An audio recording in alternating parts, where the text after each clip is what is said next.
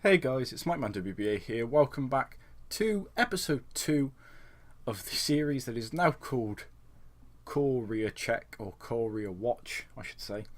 The series where we follow 11 community created TEW workers throughout their career and see what they do.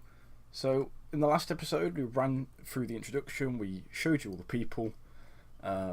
We did 1 year of simulation to take us through 2018 to January 1st, 2019, and we had a look at that. And now I've simulated another year. We are here in 2020, January 1st, 2020. We'll have a quick look through the end of year awards, and then we'll jump into the cause. So first up, Wrestler of the Year goes to Tetsuya Naito of New Japan. He's still in New Japan. Not the heavyweight champion, but he is the never openweight 6-man tag team champion. So interesting to see that someone who, even though he is a main eventer in New Japan, he doesn't have a main title, but still number 1 in the power rankings. Number 2, Company of the Year goes to New Japan again. The 11th time they have captured the trophy. 2 years in a row they've won it in the save. Tag Team of the Year goes to Hiroki Goto and the returned Katsuyori Shibata. He's come back from his injury and they have won the Tag Team of the Year award. Match of the Year goes to a random 6-man tag from a tour show in New Japan, where Rocky Romero, Will Ospreay and Cody defeated Okada, Bad Luck Fale and Zack Sabre Jr. Wrong way. Show of the Year was Wrestling Dontaku 2019. Young Wrestler of the Year, and it's won by one of our shortlisted cores, and the answer has won the Young Wrestler of the Year award for the first time, and be interesting to see if anyone picks it up next year, if he can keep his crown, or if they'll just move straight up towards a Wrestler of the Year sort of competition. Veteran Wrestler of the Year went to Hiroshi Tanahashi. Female Wrestler of the Year went to Ayuka Hamada. Shine, the women's company, won Most Improved Company of the Year. Independent Wrestler of the Year went to Mr. Independence Colt Cabana. Manager of the Year went to Conan. Announcer of the Year was Mauro Ranallo. Milano Collection AT is the Colour Commentator of the Year. And Referee of the Year goes to Bomber Saito. So we'll have a look at the workers, and we start off with Arceus Nick. Now, in the first year, he'd spent a couple of months at FMW, not really done a great amount, and he hadn't made it into the Power 500. However, this year, coming in at number 189, he is currently a main eventer in DDT, and he is on a pay-per-appearance deal, not a touring deal, pay-per-appearance. Looking very, very good, with not a massive amount of pop, but he's very over in Japan and Australia, not so much anywhere else. He's got 2 tag team partners now. He's in a tag team with Yohei and with Rion McAvoy, or Rion Fujiwara. No fun tag team names, however. If we have a quick look at their match history, we will see they started off the year in Noah for 4 months, I believe. 3 months. February, March and April in Noah, before moving in June across to AJPW, and he's obviously very recently signed for DDT because he hasn't had a match there yet.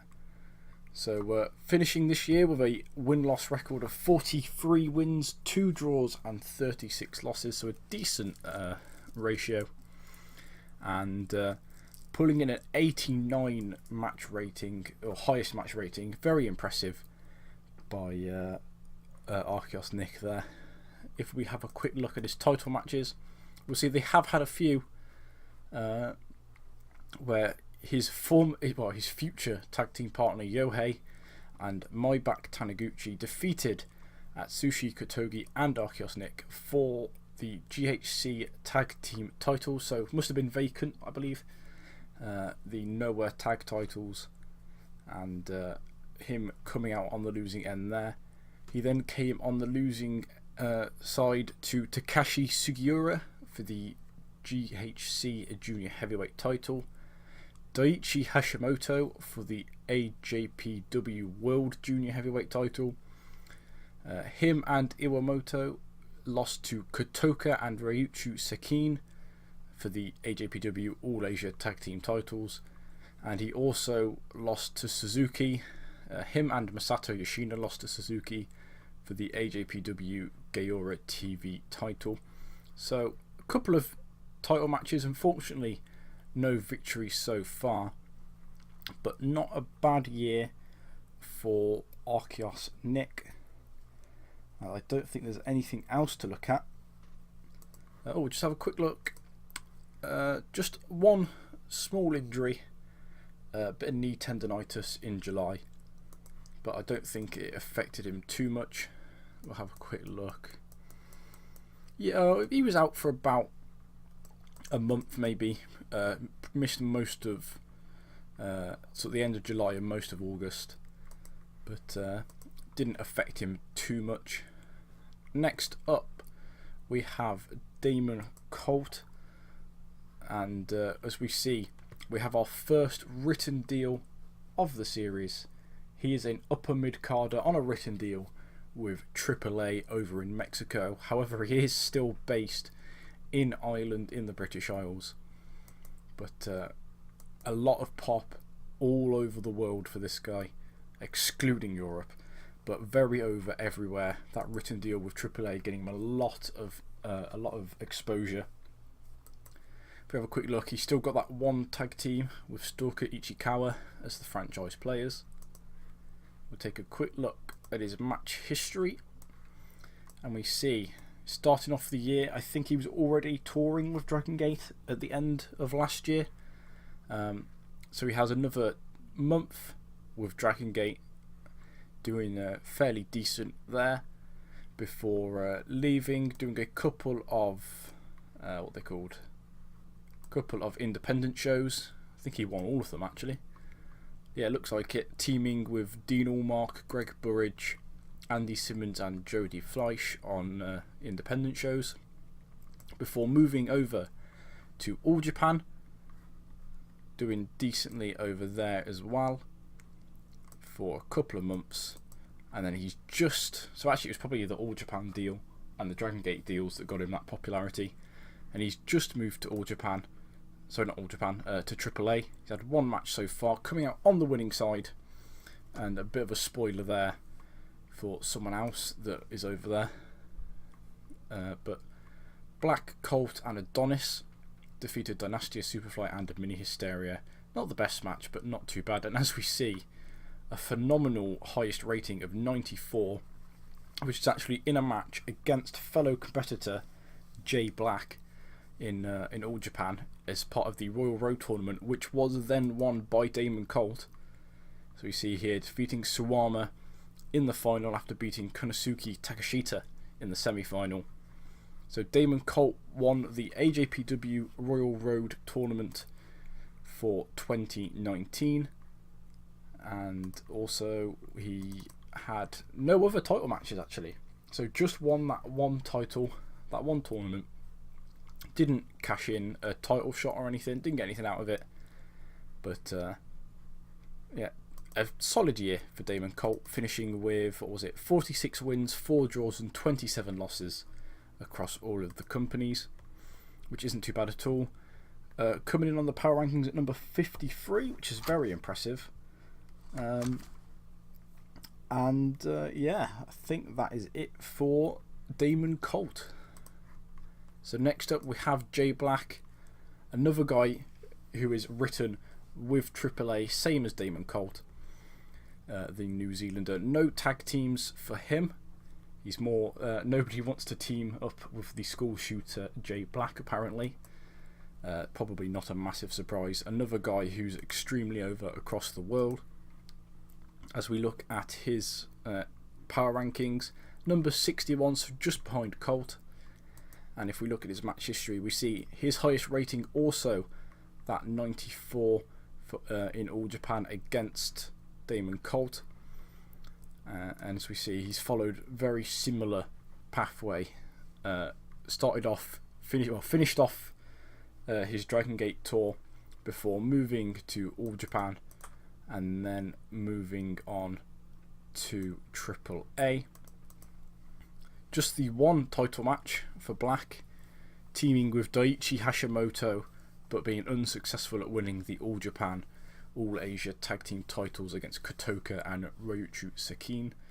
So if we look at the overall record of 29 wins, 3 draws and 36 losses, not the best year for Black, but continuing to prove himself and still doing extremely well, getting an average rating of 77 across the year.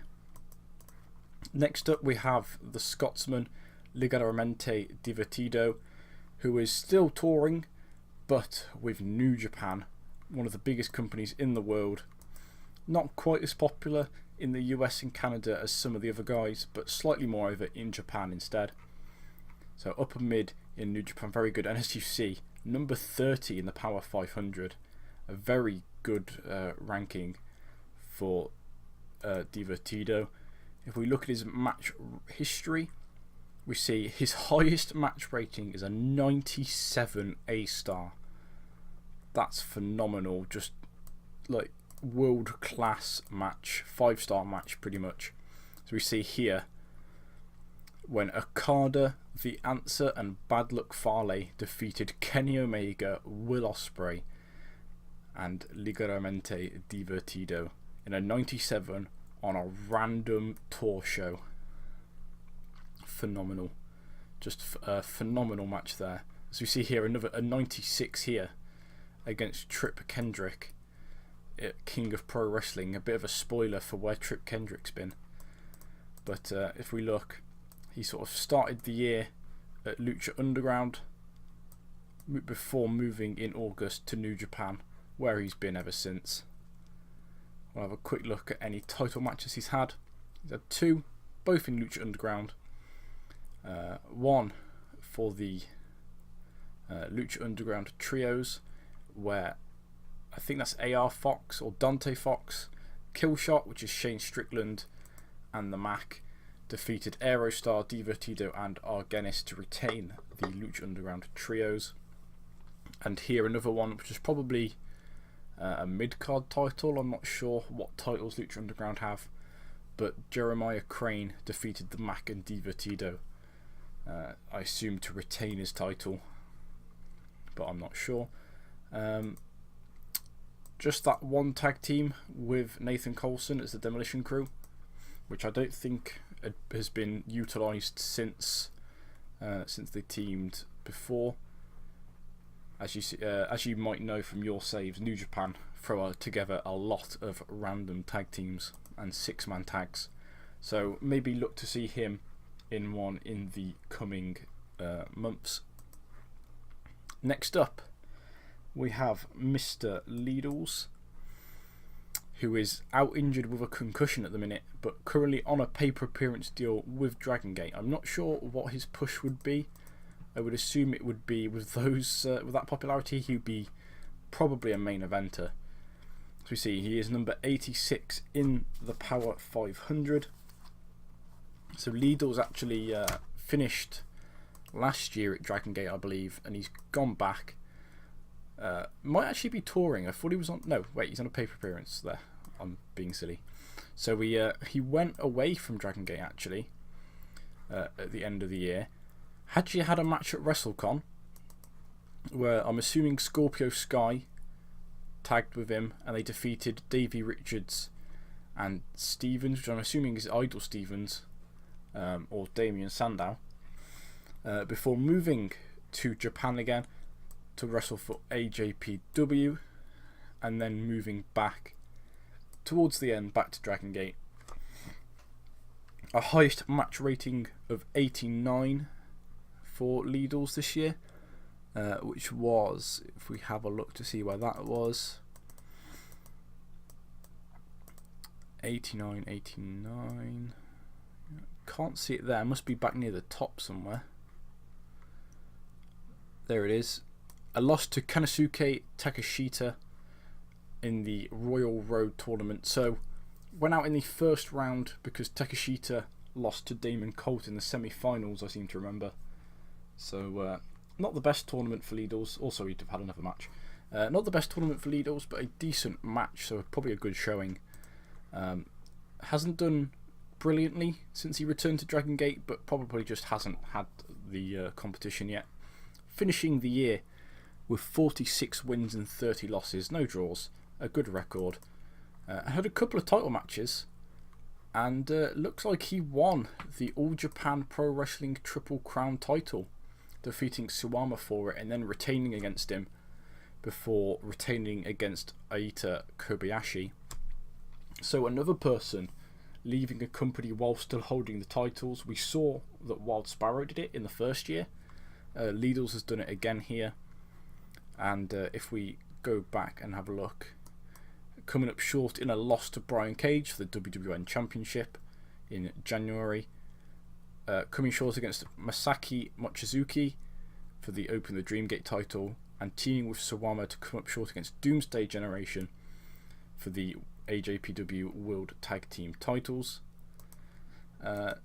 Just one tag team for Lidl's, and it's The Answer. Fellow CAW, The Answer, as State of Mind. I'm not sure what company that's in, so we'll have to have a look when we find the answer. It might be All Japan. Next up, we have Nathan Coulson, rocking in at number 300 in the Power 500. So not great. I think not far from where he was last time. Actually lower than he was last time. He's number 153 in 2018. He's number 300 now. So dropped off a bit. We'll have to see why that was. Fairly decently over across the board. Just that one tag team for Coulson with Divertido as a Demolition Crew. But if we take a quick look at his match history, we will see not done a lot. Not done a lot at all. So maybe an injury, or maybe just didn't get signed by people. But you see, actually, he did win the Lucha Underground Trios titles. I'm going to assume that's Trip Kendrick, and I don't know which Ryan that would be. We'll take a look in a bit. But yeah, bit of time in Lucha Underground, and a bit of time in PWG, but not a massive amount. So maybe an injury between May and August, maybe one between August and October would explain the lack of matches. But we'll have a quick look. No injuries at all. So maybe just Lucha Underground, since they're a touring company, Lucha Underground finished their tours and PWG just didn't have any shows for him. So a highest match rating of a 73B-, which was one of their title defences, and a one-on-one loss to Trent in the Battle of Los Angeles, and a record of 8 wins, 2 draws and 6 losses. So not a great year for Coulson, but not too bad in terms of his career.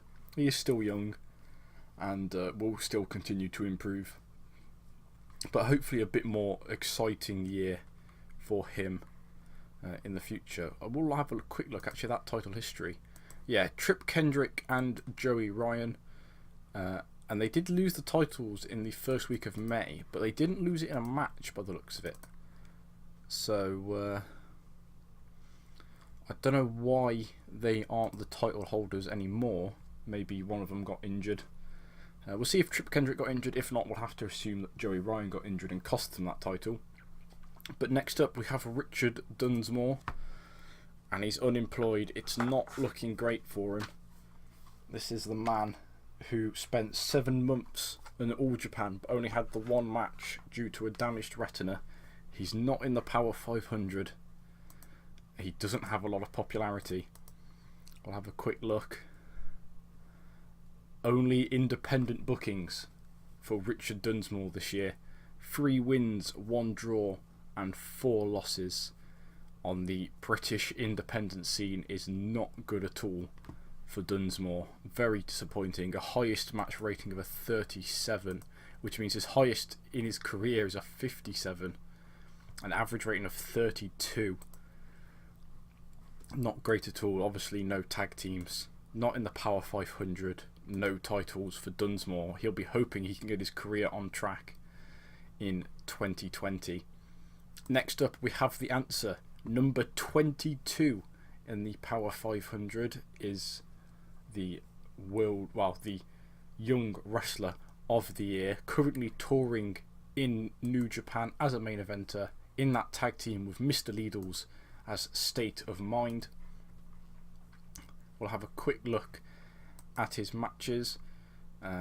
We see he is part of that 97 rated match that in fact he's had a couple of 97 rated matches, I believe, just looking through there. But as we see, started off the year in Dragon Gate and then finishing it with New Japan. 97 highest rating. He's got that a couple of times. You see here Okada, The Answer and Maccabee defeating Tomohiro Ishii, John Hennigan and Tetsuya Naito. And also it was around here somewhere. Yeah, that match with Okada, The Answer and Fale versus Omega Ospreay and Divertido. So 2 97 rated matches for The Answer. So you have to give him the slight edge there in terms of his overall work. 82B average ratings, phenomenal. And a total record of 31 wins, 4 draws and 17 losses is brilliant. No title matches for him yet though this year.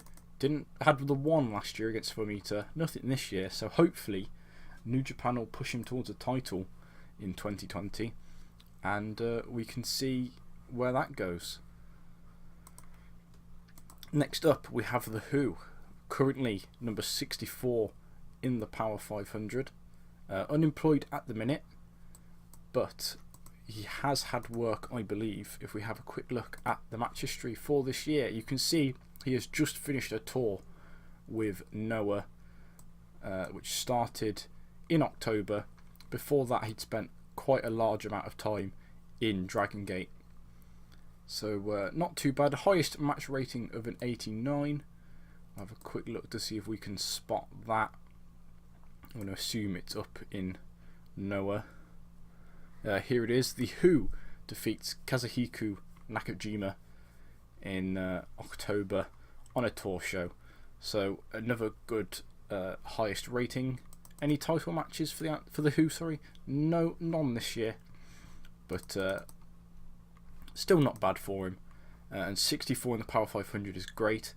He has brought up to me that he told me he was supposed to be toned and I apparently made him flabby, but I refuse to admit that it's my fault, and he's got fat over in Japan. No tag teams, like I said. Negative influence. It's not good, is it? It's not good. It's not good Who. Not good. Next up we have Trip Kendrick, who is currently one half of the IWGP Junior Heavyweight Tag Team Champions with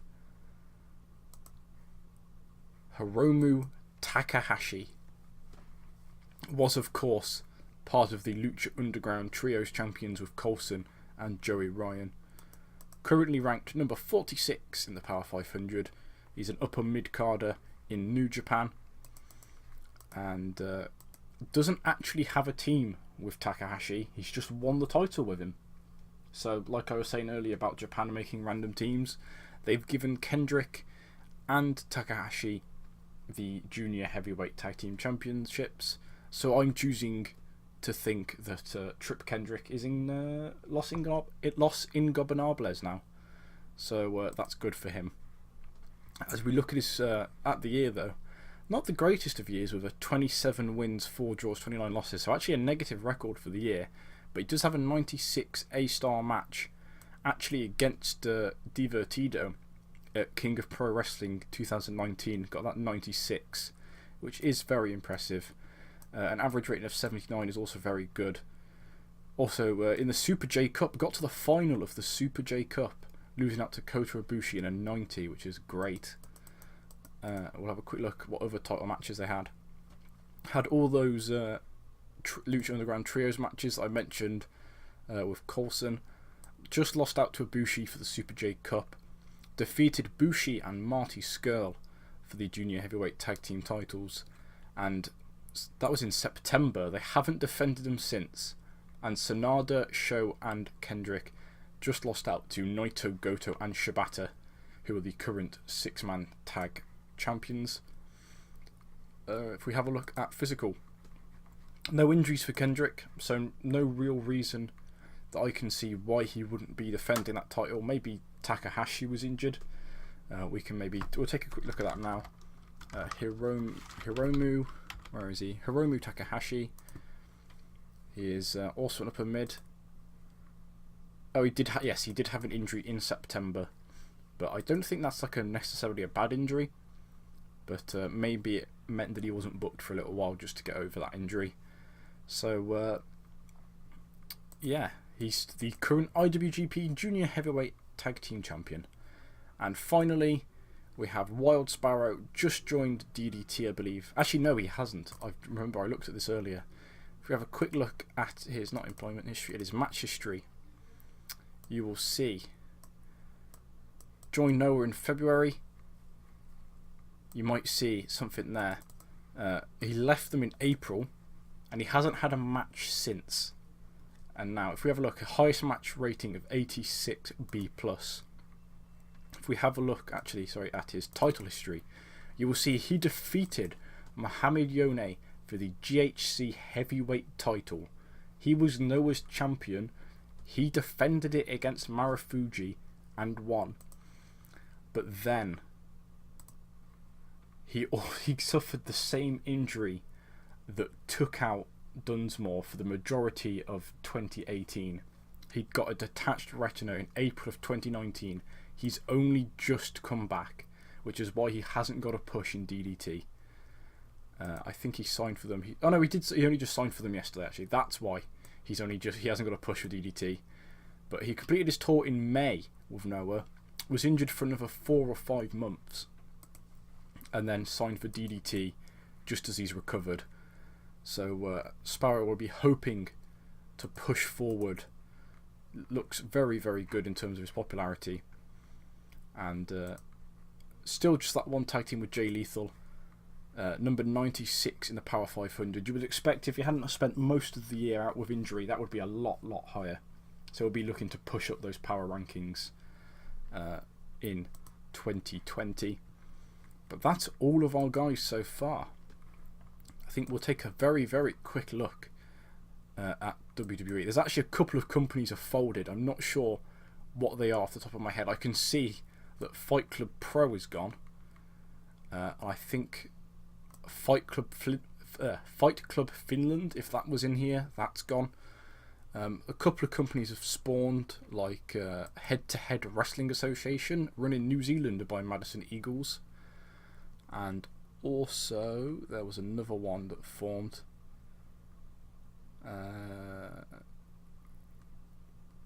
Something formed somewhere. Knockout Pro Wrestling by Scotty Mack, booked by Mick Foley in Canada. That also formed. So that's 5 companies I think have folded overall. If we ever take a quick look at WWE, we're just going to do the 1 year in this episode because it took a lot longer than I expected. It took about twice as long as I thought it would. But your current 3-time WWE champion is AJ Styles, winning it back from Sami Zayn, who had taken it from him after about 10 months of a reign. Won it back off Zayn, has currently held it for about 6 months. The Cruiserweight champion is Adrian Jude, who is the Brazilian, I think he's like a martial artist, I believe. He's the current Cruiserweight champion, defeating Adam Cole, who took it off Mustafa Ali, who took it off Drew Gulak, who took it off Enzo Amore. Amore holding it for over a year before Gulak took it off him. And I don't think there's anyone more fitting to have that cruiserweight title. Intercontinental champion is Luke Gallows. He defeated Gran Metalik, who defeated Titus O'Neil, who defeated Roman Reigns. Titus O'Neil took the Intercontinental title from Roman Reigns. Just going to let that sink in for a second. Now, your Money in the Bank holder is AJ Styles. Maybe that's how he got his title back from Sami Zayn. But AJ Styles is Money in the Bank. John Cena won it in 2018. The Raw Tag Team Champions are Gallows and Anderson. They defeated Enzo and Cass, who had defeated Seth Rollins and Jason Jordan. The Raw Women's Champion is Ember Moon. She defeated Sonya Deville, who defeated Asuka, who defeated Alexa Bliss. The SmackDown Tag Team Champions are AJ Styles and John Cena. I hadn't seen that one. They've held that for 9 months. They haven't defended it in 3, which isn't great. But AJ Styles and John Cena, probably because Styles is the champion, you would imagine, defeating Sami Zayn and Kevin Owens, who defeated Jey Uso and Jimmy Uso. So Sami Zayn at one point held the WWE Championship and the Tag Team Championships, and now AJ Styles holds the WWE Championship and the Tag Team Championships. So Owens and Zayn, some great matches there. 99 between Styles and Cena, defeating Rusev and Jinder in a 99 on a random SmackDown. 2 weeks in a row they defended it on SmackDown. Haven't defended it since. The SmackDown Women's Champion is Sarah Logan, who defeated Kavita Devi, who defeated Sarah Logan. So Sarah Logan now a 2-time champion. Her first reign was won by defeating Charlotte. The United States Champion is Baron Corbin for the 2nd time. He defeated Jimmy Uso, who had defeated Kofi Kingston, who won it after it was vacated by Ziggler. Actually, Jimmy Uso went to a no contest with Eric Rowan for it the 1 week, and then Kofi Kingston defeated Tyler Breeze for the title to start that reign off. The Universal Champion is Samoa Joe, who defeated Kurt Angle. He's a 2-time champion. So Lesnar, in his first defence, lost it to Carl Anderson, of all people, who held it for a little while before losing it to Samoa Joe, who held it for almost a year, being beaten by Kurt Angle in a weird deja vu moment of their TNA run. And then Samoa Joe has won it back. Some great matches there. Joe beating Wyatt and Balor in a 99 and defeating Roman Reigns in a 99 as well. Another 99 here between Wyatt and Joe. So some great matches being put on for the WWE, for the Universal title, I should say. Cesaro challenged for the Universal title at WrestleMania. I think that would make a lot of fans happy, and also a lot of fans sad that he lost. And unfortunately, the Women's Money in the Bank not being held. Don't know if it's just because they don't do 2 tournament titles on the same show, and they just have one SmackDown pay-per-view in June. That's the only thing I can think of. Either that or they just don't have enough women now, maybe. But see a quick look. You see, not a lot of, like, nobody's made a massive push up in WWE. All the people you would expect to be at the top are at the top. Just have a quick look through to see if there's anybody we spot that they've signed. They've called up a lot of NXT guys, like Aleister Black, currently in the mid card. Hopefully he'll push up soon. But I don't see anybody there that they've actually gone out of the way to sign. So it's all NXT talent and those already on the main roster. I know there's a lot of like Scribble Stubbs and Alabama Falcon, Caution Skirmish. Lots of generated workers in NXT. Some with ridiculous names like Strutter Penguin and Lieutenant Chestnut. I don't know. I honestly don't know. But yeah. That'll be all for the 2019 recap. I'll see you guys in the next episode for the 2020 recap. Hopefully I can start to sort of quicken the pace on these recaps so we can get through 2 or 3 years in one episode. But for now, we'll be finishing it there. Thank you for watching, everybody, and I'll see you guys soon.